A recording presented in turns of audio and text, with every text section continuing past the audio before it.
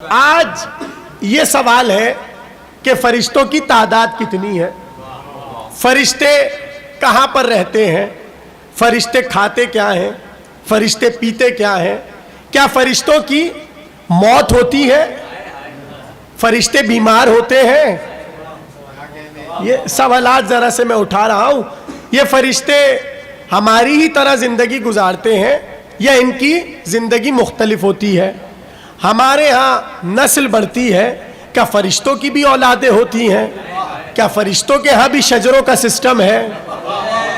توجہ، یہ تو ہم موضوعات اٹھا رہے ہیں کہ کس کس جہت پر گفتگو ہو سکتی ہے۔ پھر یہ کہ فرشتوں کی تعداد کے حوالے سے اب تک یہ بحث ہے کہ فرشتے کتنے ہیں۔ پھر دوسری بات یہ کہ فرشتے مسلسل بڑھتے چلے جا رہے ہیں، یعنی آج کی تقریر میں ہم اس پر گفتگو کریں گے کہ فرشتوں کی تعداد کا اندازہ اس لیے نہیں لگایا جا سکتا کہ ہر روز کسی نہ کسی طریقے سے فرشتے بڑھ رہے ہیں۔ روز دنیا میں ہزاروں تعداد میں فرشتے دنیا میں آتے چلے جا رہے ہیں۔ تو جہاں تک یہ بات ہے کہ فرشتے کھاتے کیا ہے، پیتے کیا ہے، یہ بیمار ہوتے ہیں یا یہ مرتے ہیں، یہ سارے موضوعات، تو اس کا سامنے اور سیدھا سا جواب یہ ہے کہ فرشتوں کے ہاں اللہ نے ہوا کو نہیں رکھا۔ یہ ہوا اردو والی ہوا نہیں ہے، ہاں دو چشمے والی ہوا ہے جس کا ترجمہ ہے خواہش۔ دیکھیے، خواہش سے کھانے اور پینے کا تعلق ہے۔ آپ کی خواہش ہوتی ہے تو آپ کھاتے ہیں، آپ کی خواہش ہوتی ہے تو آپ پیتے ہیں، اور جب کھانا پینا حد سے گزر جائے تو آپ بیمار بھی ہو جاتے ہیں۔ کچھ کہہ رہا ہوں، یعنی دیکھیے، جب جسم کا توازن بگڑتا ہے، اندر کے معاملات آگے پیچھے ہوتے ہیں تو انسان بیمار بھی ہو جاتا ہے۔ تو فرشتوں کو نہ بھوک لگتی ہے، فرشتوں کو نہ پیاس لگتی ہے، چونکہ کھاتے پیتے نہیں ہیں اس لیے ان کی بیماری بھی نہیں ہوتی۔ مگر عجیب بات یہ ہے، نہ کھاتے ہیں نہ پیتے ہیں، زہرا کے دروازے پہ روٹیاں لینے کیوں آتے؟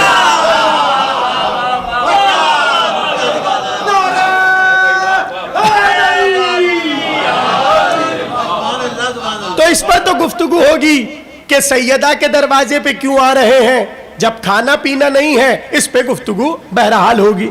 ابھی تو بات کل اتنی ہے کہ ہم یہ سمجھتے ہیں اور روایات سے ملا کہ فرشتوں میں خواہش نہیں ہے، ٹھیک ہے نا، اور خواہش ہی سے انسان میں جو ہے وہ ہرس بڑھتا ہے اور حسد بڑھتا ہے۔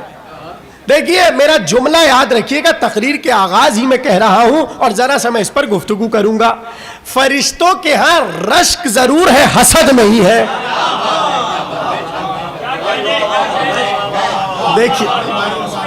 دیکھیے، جو سمجھا وہ تو سمجھ گیا، لیکن چونکہ نوجوانوں کی بھی تعداد ہے تو ذرا اس مسئلے پہ ذرا سی بحث ہو اور میں آگے بڑھ جاؤں۔ آپ مجھ سے سوال کی، جوانوں سے کہہ رہا ہوں سوال کریں۔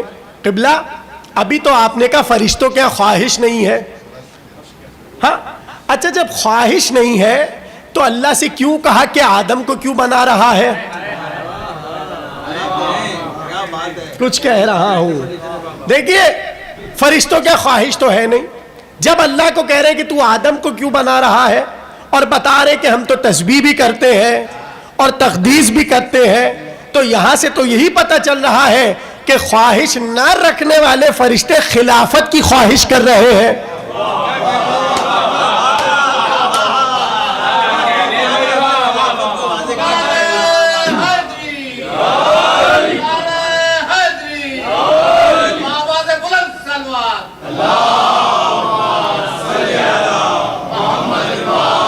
دیکھیے، یہی تو آپ کی محبت و معرفت ہے کہ یہاں کے لیے میں ایسے موضوعات انتخاب کرتا ہوں۔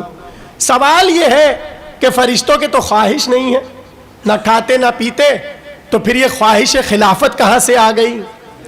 چونکہ فرشتوں پر گفتگو ہوگی اور اس پر بھی گفتگو ہوگی کہ فرشتے معصوم ہیں، اور جو معصوم ہوتے ہیں وہ گناہ نہیں کرتے، ٹھیک ہے نا، اس پر گفتگو ہوگی۔ لیکن آج کی حد تک تمہیدی طور پہ ایک دو جملے سن لیجئے۔ سوال یہ ہے کہ جب فرشتوں میں خواہش ہی نہیں ہے تو پھر کیوں خواہش خلافت کا اظہار کیا؟ میں جو سمجھا ہوں تحقیق کر کے وہ آپ کے حوالے کر رہا ہوں. علماء کے اقوال ملیں گے آپ کو، ہر عالم نے اس پر گفتگو کی کہ فرشتوں نے خواہش خلافت کیوں کی، مگر میرا جواب سنیے، جو میں سمجھاؤں وہ آپ کے حوالے کر رہا ہوں.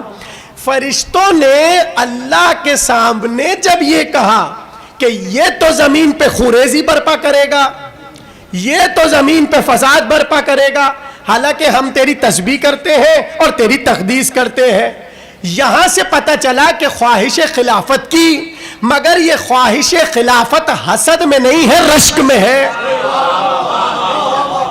میں سمجھاتا ہوں، ذرا سے اس کو سمجھیے. دیکھیے رشک کیا ہے، رشک کیا ہے اور حسد کیا ہے. رشک یہ ہے کہ کسی کے پاس کوئی نعمت ہو، انسان یہ آرزو کرے، انسان یہ تمنا کرے کہ اس کے پاس رہے اور بڑھتی رہے، تھوڑی سی مجھے بھی مل جائے. اس سے اچھی رشک کی تعریف نہیں ہو سکتی. رشک کیا ہے؟ کسی کے پاس کوئی نعمت ہے، مثلا موتی بھائی خوب پڑھتے ہیں، اللہ موتی بھائی کو پڑھتا رکھے. میں خواہش کروں کہ کیا خوب پڑھتے ہیں، کاش تھوڑا سا ایسا ہم بھی پڑھنے لگ جائے. یہ ہے رشک. اور اس رشک میں ایک چیز ہوتی ہے کہ موتی بھائی پڑھتے رہیں، اللہ ان کی آواز کو سلامت رکھے اور ہم بھی پڑھنے لگ جائیں، یہ ہے رشک. حسد کیا ہے؟ یہ کیوں پڑھ رہا ہے، یہ کیوں پڑھ رہا ہے، انہیں نہیں پڑھنا چاہیے، ہمیں پڑھنا چاہیے، یہ ہے حسد. اور حسد کی دوسری قسم کیا ہے؟ ٹھیک ہے ہم نہیں پڑھ رہے، یہ بھی نہ پڑھے، ہم بھی نہ پڑھے، کوئی بھی نہ پڑھے. سمجھے؟ میں ذرا آپ کو رشک اور حسد کی باریکی سمجھا رہا ہوں. اگر یہ بات سمجھ گئے تو جملہ آپ کے سپرد. فرشتوں نے جب اللہ سے یہ کہا کہ آدم کو بنا رہا ہے، یہ تو خون برپا کرے گا اور خون ریزی برپا کرے گا، ہمیں بنا، تو یہاں پر فرشتے حسد نہیں کر رہے تھے، رشک کر رہے تھے کہ کاش یہ عہدہ ہمیں مل جائے.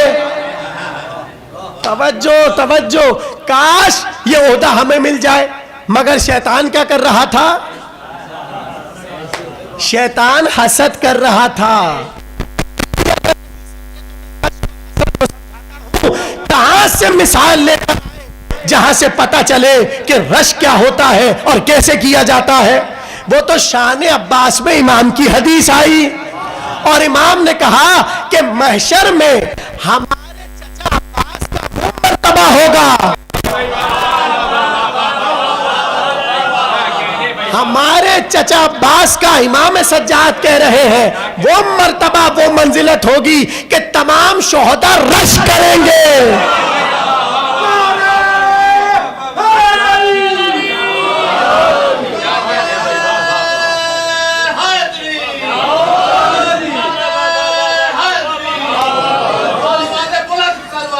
اللہم صلی علی.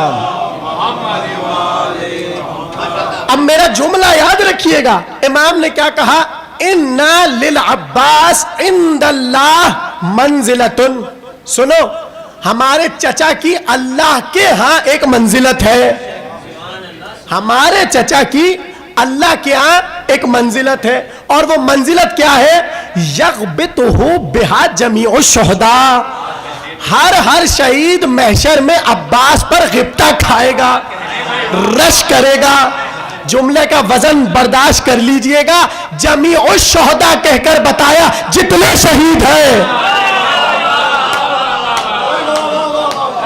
چہاردہ معصومین کو چھوڑ کر جتنے شہید ہیں، یعنی ایک طرف حمزہ کھڑے ہیں، ایک طرف عباس کھڑے ہیں، ایک طرف جعفر طیار کھڑے ہیں، ایک طرف عباس کھڑے ہیں.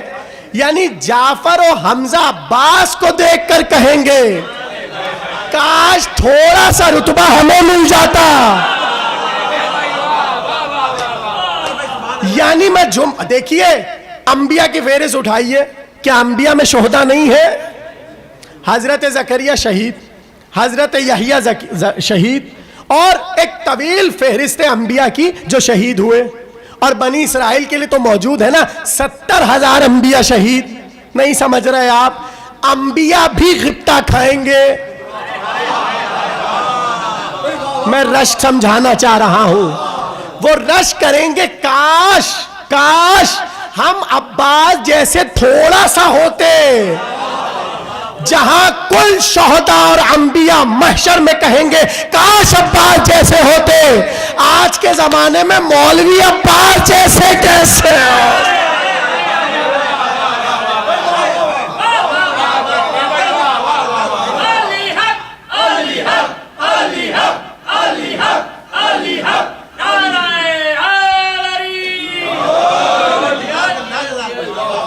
میرا جملہ یاد رکھیے گا. امام کی حدیث ہے, امام کی کسی مولوی کا قول نہیں ہے, نہ کسی شاعر کا شعر ہے.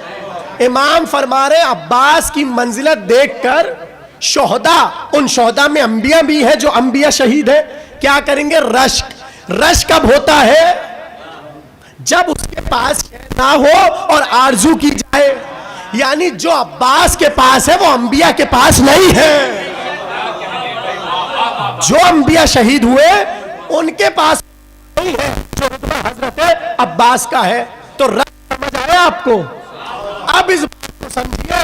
فرشتے کہہ رہے ہیں پروردگار ہم تو تیری تسبیح کرتے ہیں, ہم تیری تقدیس کرتے ہیں. گویا فرشتے حسد نہیں کر رہے, رشک کر رہے ہیں کہ یہ جو قرب الہی کی منزلت پر آدم پہنچے کاش ہم پہنچ جاتے. تو یہ مسئلہ سمجھ آ گیا. خواہش خلافت کا چکر کیا ہے؟ نہیں, وہ یہ سمجھ رہے تھے کہ منزلت میں چونکہ آگے ہے, جب ہی اللہ اپنا نمائندہ بنا رہا ہے, کاش یہ منزلت ہمیں مل جائے. اس سے زیادہ آسان نہیں ہے یہ مسئلہ سمجھنا جو میں نے سمجھا دیا. مگر سوال تو وہی ہے, فرشتے ہیں کتنے؟ ہاں, فرشتوں کی تعداد کتنی ہے؟ اس لیے کہ ہمیں تو عشرہ پڑھنا ہے. جب تک تعداد نہ پتہ چلے اس وقت ہم عشرے پر گفتگو کیسے کریں؟ تو دیکھیے, جب راوی نے امام سے پوچھا یہ بتائیے کہ فرشتوں کی تعداد کتنی ہے, تو اب جواب سنیے. امام نے کہا سنو, امام نے کہا سنو, جتنے تمہاری زمین پہ ذرے نہیں ہیں. میں تعداد بتا رہا ہوں فرشتوں کی. امام نے کہا تمہاری زمین پر اتنے ذرے نہیں ہیں جتنے اللہ کے ملائکہ ہیں. اور پھر امام نے کہا یہ جتنے آسمان ہیں, ہر آسمان کی طرف چلے جاؤ اور ہر آسمان پر فرشتوں کی کروڑہا تعداد ہے. اور کوئی, بہت توجہ, میں اپنا ترجمہ کر رہا ہوں بہت ذمہ داری کے ساتھ اردو محاورے کے تحت. امام نے کہا اتنے فرشتے ہیں ہر آسمان پر کہ تل دھرنے کی جگہ نہیں ہے. یہ ہمارا ترجمہ ہے. امام نے کہا اتنی تعداد ہے فرشتوں کی کہ تل دھرنے کی جگہ نہیں. اب آپ سوچئے تل کتنا چھوٹا ہوتا ہے. اتنی جگہ نہیں ہے کہ آپ اس پہ تل دھر دے, یعنی وہاں بھی فرشتہ موجود ہے. تو پتہ چلا اتنی تعداد تو عہد امامت میں ہے. کس کی؟ فرشتوں کی. اور یہ چھٹا دور ہے. مگر جب حدیثوں کی طرف بڑھے تو ہم یہ دیکھتے روز بروز فرشتے بڑھتے چلے جا رہے ہیں. اب سوال یہ ہے یہ فرشتے بڑھتے کیسے ہیں؟ بھائی تقریر شروع ہو چکی ہے, یہ فرشتے بڑھ کیسے رہے ہیں؟ تو اب حدیثیں سنیں جلدی جلدی, جتنی مجھے ملی وہ بتا رہا ہوں. امام نے فرمایا سلمان سنو, المؤمن اذا قرأ القرآن, اے سلمان سنو, جب مومن قرآن کی تلاوت کرتا ہے تو ہر حرف جو اس کے منہ سے نکلتا ہے, جو حرف اس کے دہن سے نکلتا ہے, اللہ اس حرف سے فرشتے کو خلق کرتا ہے. بھائی سب توجہ کیجئے. مگر حدیث میں ایک نزاکت ہے. پہلی نزاکت یہ ہے کہ مومن جب تلاوت کرتا ہے, بھائی لطف لیجئے تقریر کا, پہلی نزاکت یہ ہے, رسول کہہ دیتے جب بھی کوئی تلاوت کرتا ہے اذا قرأ القرآن, اذا قرئ القرآن, یہ کہہ دیتے نبی کہ جب بھی قرآن پڑھا جاتا ہے، کہا نہیں، جب مومن تلاوت کرتا ہے. اور حدیث بھی سنائی سلمان کو کہ جو ایمان کے 10ویں درجے پر ہے. ہاں، یعنی جب مومن قرآن کی تلاوت کرتا ہے تو جو حرف اس کے دہن سے نکلتا ہے وہ بظاہر تو حرف نکل رہا ہوتا ہے، اللہ ہر حرف سے ملک خلق کرتا ہے. تو اب پوچھا گیا امیر المومنین وہ کرتا کیا ہے؟ کہا یسبحونہ، جس کے دہن سے نکلا ہے اس کے لیے تسبیح کرتا.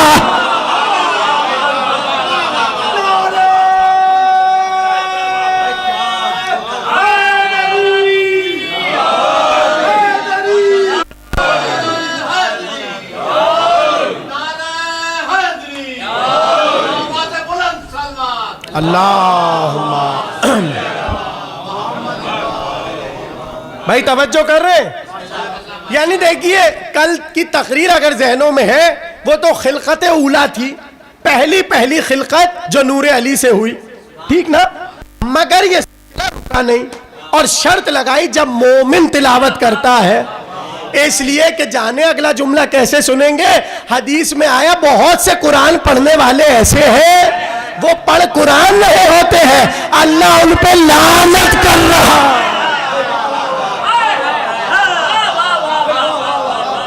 حدیث اہل سنت کے یہاں بھی اور ہمارے یہاں بھی ہے. بڑے تفصیل سے جلال الدین سیوطی اہل سنت کے امام، انہوں نے تو شرح لکھی ہے کہ کون سے وہ ہے جب قرآن پڑھتے ہیں اور وہاں سے لعنت آ رہی ہوتی ہے. تو پتہ چلا ہر مومن کے قرآن پڑھنے پہ فرشتہ نہیں بنتا، جو جڑے گا ان سے. اب دیکھیے چونکہ میرے موضوع میں بات آ گئی تو یہ بات کرنا ضروری ہے. کیا مطلب؟ علی جا رہے کمیل ساتھ، ایسے میں دروازے کے اندر سے بڑی اچھی اور سریلی قرأت کی آواز آئی. سنی علی نے، کمیل نے بھی سنی. سن کے کمیل نے تعریف کی، سبحان اللہ سبحان اللہ، کیا اچھی قرأت ہو رہی ہے. علی نے کہا یہ قرأت بیکار ہے. بھائی جاگ کر سنے نا. علی نے کہا بیکار ہے. اب کمیل تھے نا، علی سے آگے بڑھ تو سکتے نہیں، خاموشی سے پیچھے چلے. علی پہنچے اپنے گھر، کمیل بھی پہنچے، مولا سے رخصت طلب کی اور واپس آئے. اب کمیل کے ذہن میں تو ایک ہی سوال ہے، ناطق قرآن کہہ رہا ہے، حقیقت قرآن کہہ رہا ہے، یہ قرأت بیکار ہے. یہ سوال ان کے دل و دماغ میں گردش کرتا رہا یہاں تک کہ کمیل پہنچے اس کے دروازے پر. ابھی بھی قرأت کی آواز آ رہی تھی. کمیل نے دروازہ بجایا، وہ صاحب دروازے پر آئے. کمیل نے کہا بھائی قرأت تو اچھی کرتے ہو مگر یہ بتاؤ علی ابن ابی طالب کے بارے میں تمہارا عقیدہ کیا ہے؟ علی کے بارے میں تمہارا عقیدہ کیا ہے؟ کہنے لگا کون علی؟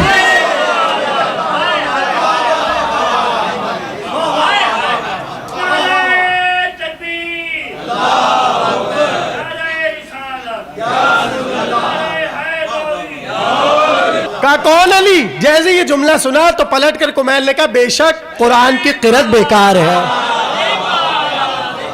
تو یہاں سے ایک چیز تو پتہ چل گئی، وہ بڑے سر لگا کر پڑھ رہا ہوگا اور بڑا اچھا گلا گھما کے پڑھ رہا ہوگا.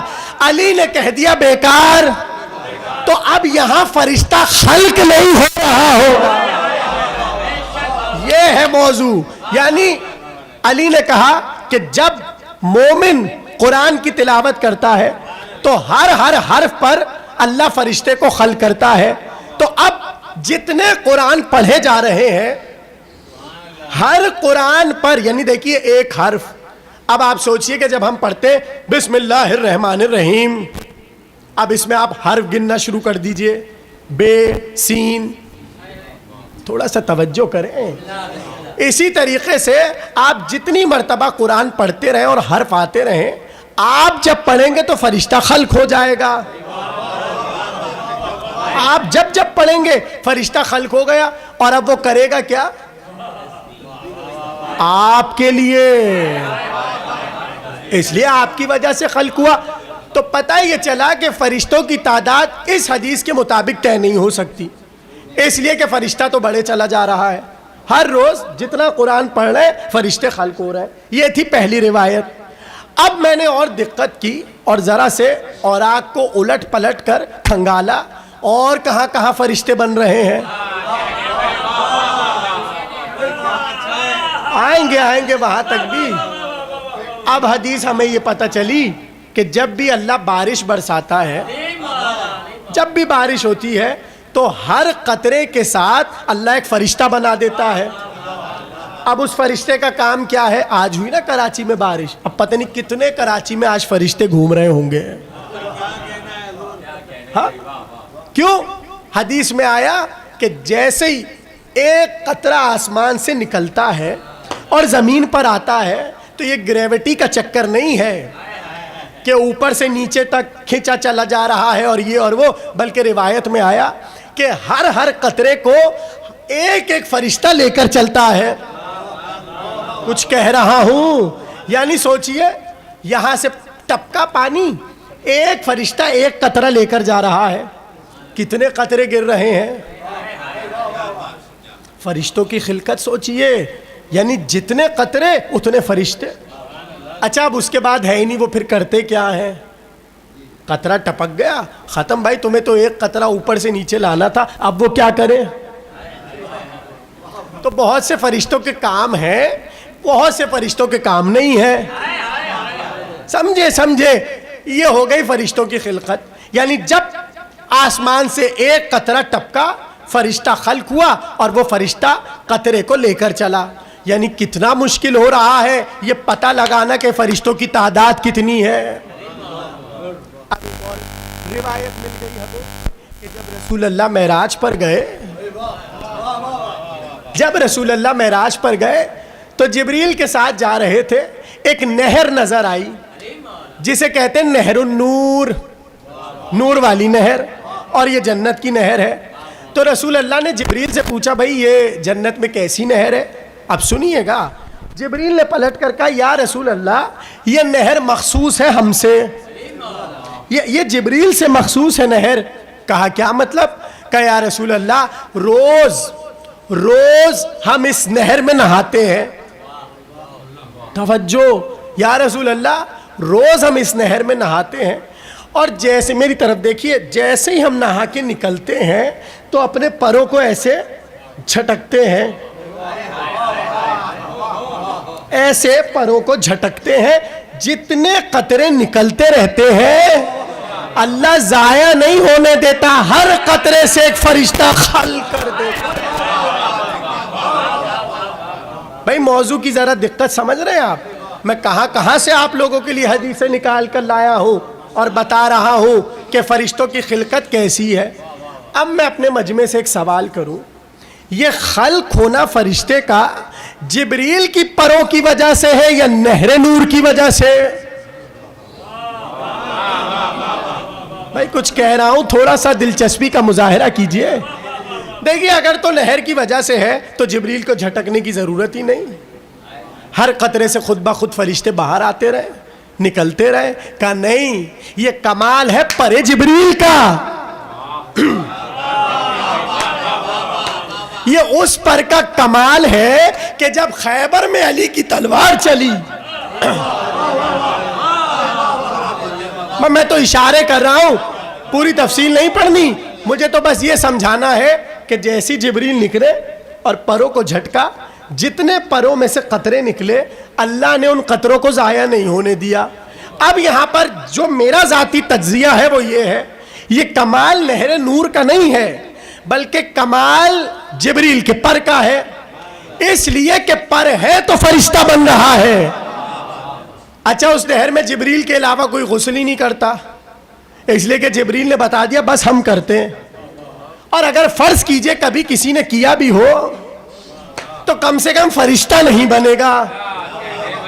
اگر یہاں تک سمجھ گئے، یہ تھی تیسری منزل کہ فرشتے مسلسل خلق ہو رہے ہیں۔ اب چوتھی منزل آئی، توجہ، چوتھی منزل آئی، سنو، امام نے فرمایا جیسے ہی حسین کا ظاہر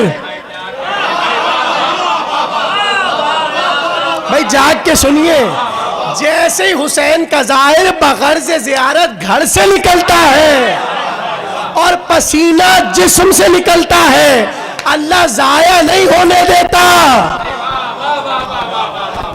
نہیں رکیے، یہاں پر رکیے۔ جبریل کے پر کے قطرے سے کتنے ملائکہ خلق ہو؟ ایک قطرے سے ایک۔ قرآن کی تلاوت کرے ایک حرف کے بدلے ایک۔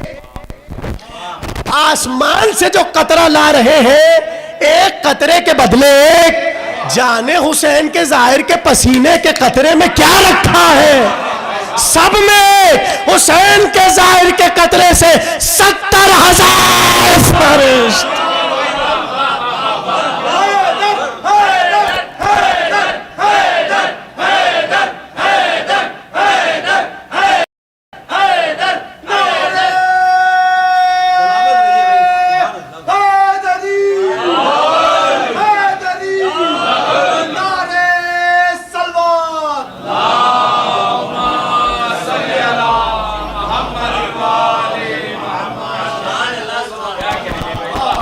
یعنی جبریل کے پر سے جو قطرہ بہے اور ٹپ کے اس سے ایک، قرآن سے ایک، بارش کے قطرے سے ایک، مگر حسین کے لیے اللہ نے دستور بدل دیا۔ اب یہاں میں جملہ آپ کے حوالے کر رہا ہوں، ضائع نہ کیجئے گا۔ سوال یہ ہے کہ کمال نہر نور میں ہے یا جبریل کے پر میں ہے؟ نہیں سمجھ رہے۔ کمال نہر نور میں ہے یا جبریل کے پر میں ہے؟ اگر نہر نور میں ہے تو فرشتے ویسے ہی خلق ہو جائیں، اگر جبریل کے پر میں ہے تو جب تک جبریل جھٹکے نہ فرشتہ خلق نہ ہو۔ اب سوال یہ ہے کہ کمال پسینے میں ہے کہ حسین کے ظاہر کے پسینے؟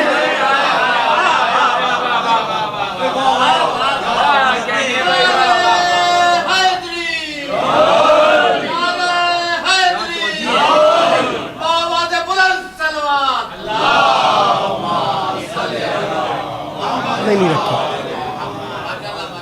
بات سمجھ آ رہی ہے نا سب کو؟ بس آج کی تقریر تو تمام ہونے والی ہے مگر دو تین چیزیں اور سنیے۔ یعنی فرشتے مسلسل خلق ہو رہے ہیں۔ اب سوال یہ ہے کہ جس سے جو خلق ہوتا ہے اس کا کوئی کام، ٹھیک؟ ایک روایت میں ہمیں نہیں ملا کہ وہ فرشتے کیا کر رہے ہیں جو زمین پر بارش کا قطرہ لے کر آ رہے ہیں۔ اللہ نے جو جبریل کے قطرے سے خلق کیا ان کا بھی کام ہے۔ ان کا کام یہ ہے وہ مسلسل تسبیح کر رہے ہیں اور ثواب علی والوں کو دے رہے ہیں۔ اس لیے کہ رسول اللہ نے پوچھا تھا جبریل جب اللہ خلق کرتا ہے تمہارے پر سے قطرے سے ملک کو خلق کرتا ہے پھر وہ کرتا کیا ہے؟ تو پلٹ کے جبریل نے کہا یا رسول اللہ وہ تسبیح کرتا ہے اور ثواب علی والوں کو دے دیتا ہے۔ بھائی داد تو دیجئے جبریل کے پروں کو، ہمیں نہ دیجئے، جبریل کے پروں کو دیجئے جو مسلسل آپ کے لیے تسبیح کر رہے ہیں۔ قرآن سے خلق ہونے والا کیا کر رہا ہے؟ تسبیح۔ اب جو حسین کے ظاہر کے پسینے سے خلق ہوا، یہاں دو باتیں آ گئیں۔ کہ ہر خلق ہونے والا ایک کام کرتا ہے تسبیح، کچھ ایسے جن کا کوئی کام ہی نہیں۔ مگر جب بات آئی حسین کے ظاہر کی اور کہا کہ ایک ایک پسینے کے قطرے سے 70,000 ملک خلق ہوتے ہیں، کہا وہ کرتے کیا ہے؟ کہا بس دو کام ہے، تسبیح اور استغفار۔ میں کچھ سمجھانا چاہ رہا ہوں، تسبیح اور استغفار۔ کہا استغفار کس کے لیے کرتے ہیں؟ کہا جس کے پسینے سے بنے ہیں اسی کے لیے۔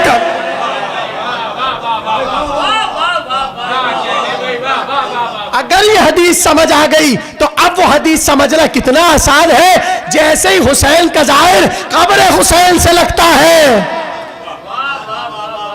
آواز آتی ہے تیرا پرانا دفتر بند۔ صلوات پڑھیے محمد و آل محمد پر۔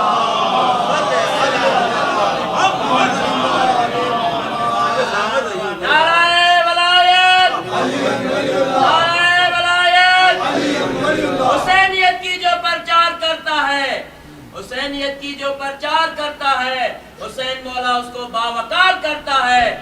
صرف کربلائے مرتضی والی نماز کو اکبر خدا اپنی عبادت شمار کرتا ہے. نعرہ حیدری. تو سمجھ آ رہی ہیں نا باتیں؟ یہ ہے فرشتوں کی وہ خلقت جو مسلسل ہو رہی ہے. اب ایک رخ اور آیا، فرشتوں کی خلقت سمجھا رہا ہوں اور تعداد بتانا چاہ رہا ہوں جو میں بتا نہیں سکتا، مگر میں ذرا سا آپ کو سروے کروا رہا ہوں حدیثوں کا اور روایات کا، تاکہ کسی حد تک آپ کو یہ پتہ چل جائے کہ آپ کو کبھی پتہ نہیں چل سکتا. میں آپ کو اس حد تک لانا چاہ رہا ہوں کہ آپ کو اس بات کا یقین ہو جائے گا کہ کچھ بھی ہو جائے ہمیں فرشتوں کی تعداد کا علم نہیں ہو سکتا. اب یہ جو میں نے ابھی بات کی کہ جب اللہ نے آدم کی خلقت کا ذکر کیا، پھر فرشتوں کی خلقت، وہاں پر فرشتوں نے یہ محسوس کیا کہ شاید جو ہم نے کہا ہے وہ کہنا نہیں چاہیے تھا. جملہ کہوں اگر آپ کی اجازت ہو؟ دیکھیے یہ بھی بہت بڑی نعمت ہے کہ پتہ چل جائے. یہ احساس ہونا بھی بہت بڑی نعمت ہے کہ انسان کو احساس ہو جائے کہ جو ہم نے کہا تھا یہ کہنا نہیں چاہیے تھا. اب فرشتوں کو یہ احساس ہوا کہ جو ہم نے اللہ کے سامنے سوال اٹھایا تھا یہ اٹھانا نہیں چاہیے تھا. جیسے ہی انہوں نے یہ سوچا، آخری جملہ تقریر کا، جیسے ہی انہوں نے یہ سوچا تو اس وقت انہوں نے آپس میں یہ طے کیا کہ ہم کوئی ایسا کام کرتے ہیں کہ جس سے ہمیں معافی ملنے کی امید بڑھ جائے. تو انہوں نے 2 فرشتے منتخب کیے اور کہا کہ تم اللہ کے سامنے بڑے مقرب ہو اور تم نے یہ سوال نہیں اٹھایا جو ہم نے اٹھایا. کہا کیا سوال ہے؟ کہا بس جاؤ اللہ سے جا کر یہ پوچھ لو کہ ہم سے غلطی ہو گئی، ہمیں یہ نہیں کہنا چاہیے تھا، اب ہم شرمندہ ہیں، نادم ہیں، تو یہ بتا ہمیں معاف کیسے کرے گا. توجہ توجہ. اس وقت ان فرشتوں کو بتایا گیا کہ سید عرش کے نیچے 4تھے آسمان پر ایک گھر ہے جس کا نام ہے بیت معمور. اس بہت توجہ سے سنیے، اسی بیت معمور کی سید میں بالکل زمین پر آپ کا کعبہ ہے. ہاں آپ کا کعبہ ہے جس کا آپ طواف کرتے ہیں. جب امام سے پوچھا گیا یہ اللہ نے کعبے کے 7 چکر کیوں رکھے ہیں؟ کہا اس لیے کیونکہ فرشتوں نے لقائے رب میں اور دہشت رب میں اور خوف رب میں 70,000 طواف کیے تھے.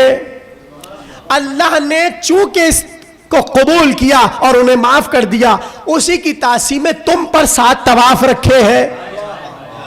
اگلا جملہ سن سکیں گے آپ؟ جسے 4تھے آسمان پہ رکھا ہے اسے کہتے بیت معمور، اور اس کے لیے لکھا یہ ہے کہ جو ایک بار فرشتہ اس کا طواف کر لے، میں تو آپ کو تعداد بتا رہا ہوں فرشتوں کی، جو فرشتہ ایک بار بیت معمور کا طواف کر لے پھر کبھی اس کی باری آتی ہی نہیں ہے. اب سوچئے مسلسل طواف مسلسل طواف مسلسل طواف، اور جو ایک بار کر لے اس کی باری نہیں آتی. سوال یہ ہے اس بیت معمور میں ہے کیا؟ ایک تو اجازت آسانی سے نہیں ملتی، اور اگر مل جائے تو بس ایک چکر کی اجازت ملتی ہے. سوال یہ ہے بیت معمور کیا ہے؟ جب علی اور سیدہ آپس میں مفاخرہ کر رہے تھے تب سیدہ نے کہا تھا اے علی میں حقیقت بیت معمور.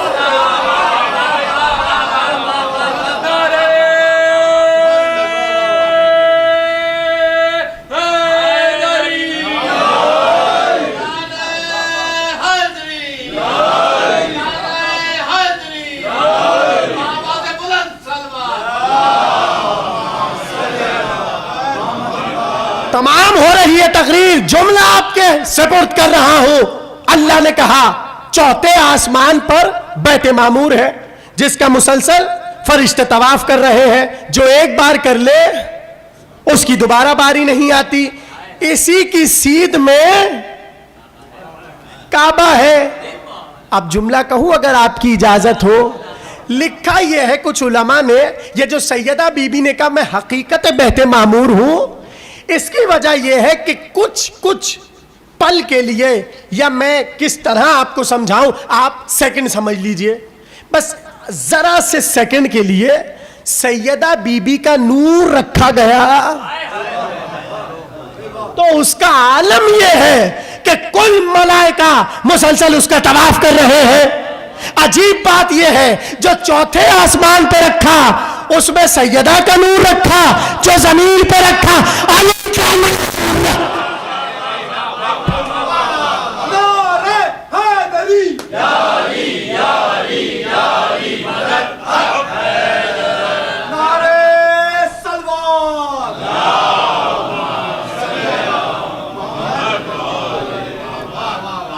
موضوع سمجھ آ رہا ہے آپ کو؟ ابھی تو ہم فرشتوں کی تعداد پہ آئے ہیں، جب پتہ چلے تو آگے پتہ چلے گا آل محمد سے تعلقات کیسے ہیں۔ اس لیے کہ ہر فرشتے کا الگ کام ہے، ہوگی گفتگو بڑے تفصیل سے، اس لیے عشرے کا موضوع بنایا آخری جملہ تقریر کا، یعنی مسلسل طواف ہو رہا ہے بیت معمور کا۔ تو اب جو ایک بار کر لے اسے پھر اجازت نہیں ملتی، اور کب سے ہو رہا ہے؟ جب آدم کی خلقت ہوئی۔ تو اب جو مسلسل فرشتہ طواف کر رہا ہے اور مسلسل بیت معمور کا طواف ہو رہا ہے، جسے ایک بار اجازت مل گئی اسے دوسری بار نہیں ملتی، یعنی ہر روز فرشتوں کی ایک ایسی تعداد ہونا چاہیے جو اس کا طواف کرے، اور جب طواف ہو جائے تو اس سے یہ پتہ چل جائے گا اچھا پھر بڑھ رہے ہیں، پھر بڑھ رہے ہیں، پھر بڑھ رہے ہیں۔ کل یہیں سے تقریر کو شروع کروں گا، یعنی مسلسل فرشتے طواف کر رہے ہیں، یعنی اللہ روز چند فرشتوں کو ایسے خلق کر رہا ہے جو مسلسل اس کا طواف کر رہے ہیں۔ آخری جملہ تقریر کا، اب ایک حدیث اور ملی جہاں سے پتہ چلا فرشتے اور ہیں، ایک حدیث اور ملی۔ اب وہ کیسے ملی؟ دیکھیے 70,000 فرشتے تو وہ ہیں جو مسلسل قبر حسین کا طواف کر رہے ہیں۔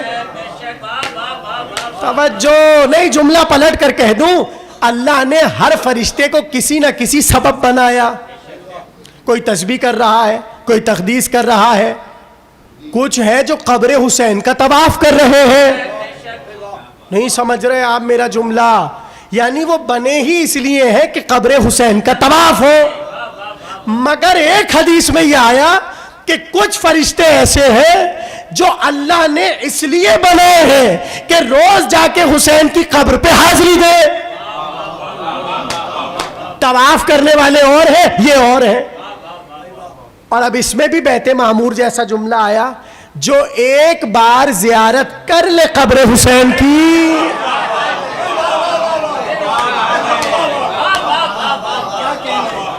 اس فرشتے کو دوبارہ اجازت نہیں ملتی، یعنی روز وہاں سے ایک جھنڈ آ رہا ہے اور ایک بار کر کے چلا گیا، اب پلٹ کر نہیں بنے گی۔ پتہ چلا کچھ فرشتے روز بنا ہی حسین کی زیارت کے لیے رہا۔